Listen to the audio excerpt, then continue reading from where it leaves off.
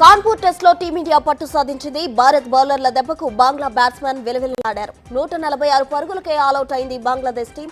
అశ్విన్, జడేజా, బుమ్రా తమ magic చూపించడంతో batsmen అంతా వరుసగా పెవిలియన్ బాట పట్టారు. ఈ ముగ్గురు బౌలర్లు తమ 3 వికెట్లు అకౌంట్లో వేసుకున్నారు. ప్రస్తుతం జస్ట్ 95 పరుగులు కొడితే చాలు రెండో టెస్ట్ లో టీమిండియా ఘన విజయం సాధించనుంది. ఏపీలో మరో కుంభకోణం వెలుగులోకి వచ్చింది. గత వైసీపీ ప్రభుత్వం చేపట్టిన చెత్త పన్ను వసూళ్లలో స్కామ్ జరిగినట్లు అధికారులు గుర్తించారు. ఎవరికీ రసీదులు ఇవ్వకుండానే గతంలో అధికారులు చెత్త పన్ను వసూలు చేశారు. చెత్త సేకరణ సంస్థకు గత ఏడాది జూన్ నాటికి ఆ మొత్తం 33.79 కోట్లు ప్రభుత్వం బకాయిలు పడింది.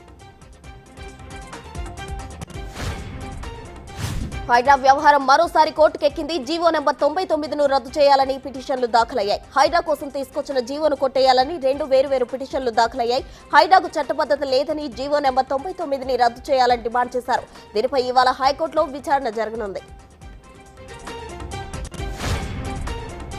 మలక్పేట పరిధిలోని శంకర్ నగర్ లో మూసీ రివర్ బెడ్ లోని ఇళ్ల కూల్చివేతలను అధికారులు చేపట్టారు. ఇక్కడ స్వచ్ఛందంగా ఖాళీ చేసిన నిర్వాసితుల ఇళ్లు కూల్చివేస్తున్నారు.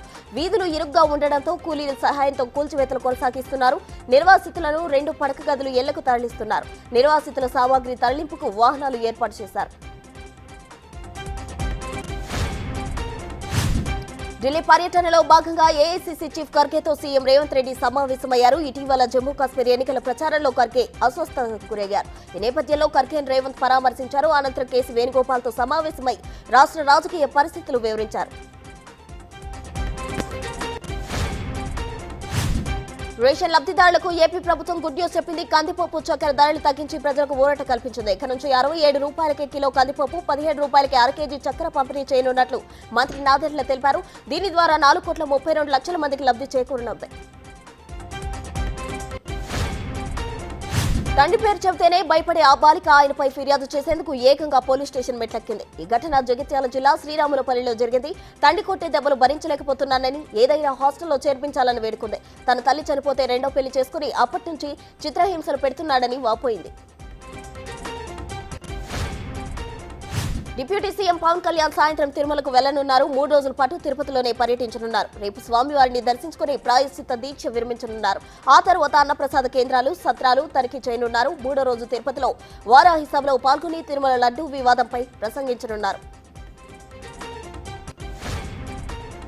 తిరువురు టీడీపీ ఎమ్మెల్యే కొలిక్పూడి శ్రీనివాసరావు వ్యవహారం రోజుకో మలుపు తిరిగింది. ఈ క్రమంలోనే కొలిక్పూడి తనపై వచ్చిన ఆరోపణలు విచారణ జరిపి నిజమైతే తనను అరెస్ట్ చేయాలని అన్నారు. 2 రోజుల్లో వల్ల రామయ్యను కలవనున్నారు. దీంతో ఈ వ్యవహారంలో అధిష్టానం ఏ నిర్ణయం తీసుకుంటుందో అని సర్వత్రా చర్చ జరుగుతోంది. శ్రీకాకుళం జిల్లా కోటబొమ్మాలిలో కొత్తమ్మ తల్లి అమ్మవారి ఉత్సవాలు ఘనంగా ప్రారంభమయ్యాయి. రాష్ట్ర పండుగ హోదాలో కేంద్ర మంత్రి రామ్మోహన్ నాయుడు దంపతులు అమ్మవారికి పట్టు వస్త్రాలు సమర్పించారు. 3 రోజుల పాటు సాగే ఈ జాతరకు ఒడిశా నుంచి కూడా భక్తులు పెద్ద ఎత్తున తరలి వస్తున్నారు. భక్తులకు ఎలాంటి ఇబ్బంది లేకుండా అధికారులు అన్ని రకాల ఏర్పాట్లు చేశారు. ఇక మంత్రి అచ్చెన్న, కేంద్ర మంత్రి రామ్మోహన్ నాయుడు బుల్లెట్ బైక్ పై తిరుగుతూ సందడి చేశారు.